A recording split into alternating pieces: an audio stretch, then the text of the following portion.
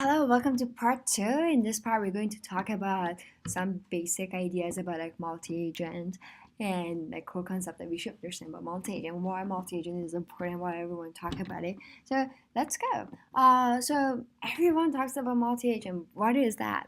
Well, multi-agent is like super useful. Like you see, like in Dota, StarCraft, or like multiple agent is interacting. Essentially, like how our society works is like kind of like there we're influencing in each other, we're communicating with each other. So like intelligence evolved to like societies of people, and also like we see some like other concepts like self-driving cars. You see like a bunch of different cars are interacting with each other. So how we can model the environment that is consists of like lots of agents. So you see like lots of practical application multi-agent, not only in games but actually in real life too. Um, so some core concepts in multi-agent is important to figure out like how we can design the environment. So you have a cooperative environment. Like that means like when you're shared the same reward among all your agents, so your agent work together to access to like that reward, maximize that collective reward. Like for example, you can consider Dota, like all those agents like they playing, but the goal of them they're kind of like winning the game. So they're winning the game for all of them is kind of considered as like a reward that they're all work together to get that reward. And then you have a competitive settings like some of the NDPGs like environment in OpenAI is kind of like a competitive settings. So like each agent is kind of like a zero sum game, so they can like win or lose. Like you don't uh, share reward with any other person. Like they call it also like selfish sometimes. Like you like just like trying to maximize your own reward.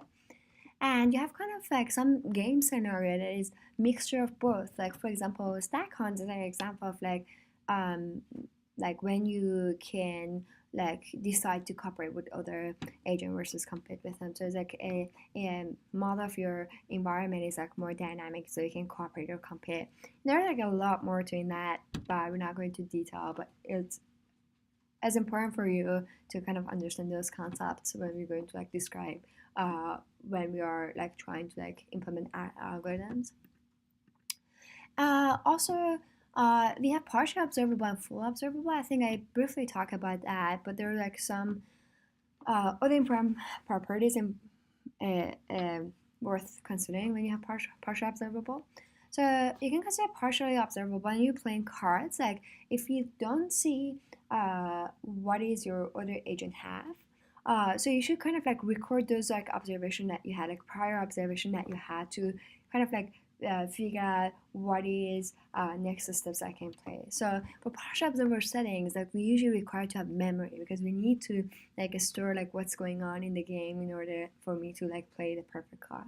But if I know like what is in the hands of like all my other opponents, then I have perfect information about what's going on. So therefore I don't need to have memory.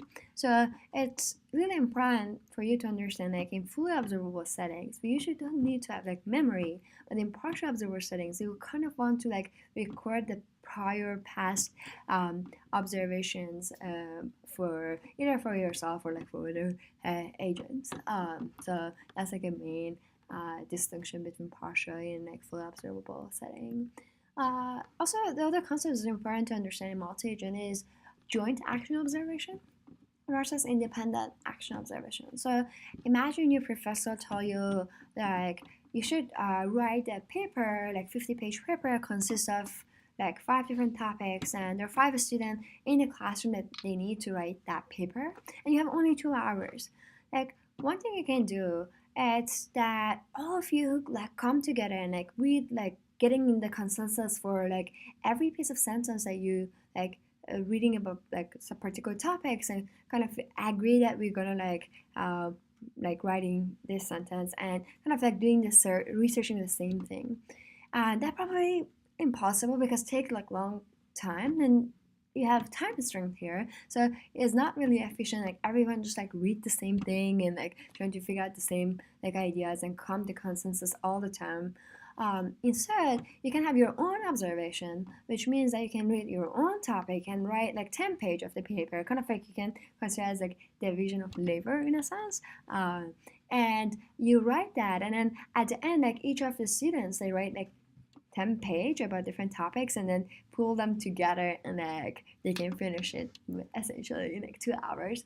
Um, and writing like 50-page paper. So you have your own observation, but you're still sharing the same reward. So that's why we call it like independent action observation. So you have your own actions and you have your own observations, which is study of like different topics, and your writing, which is your actions. So you have your own independent, but at the end you're sharing the same like reward.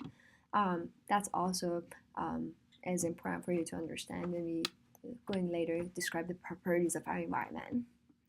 Well, see you next video.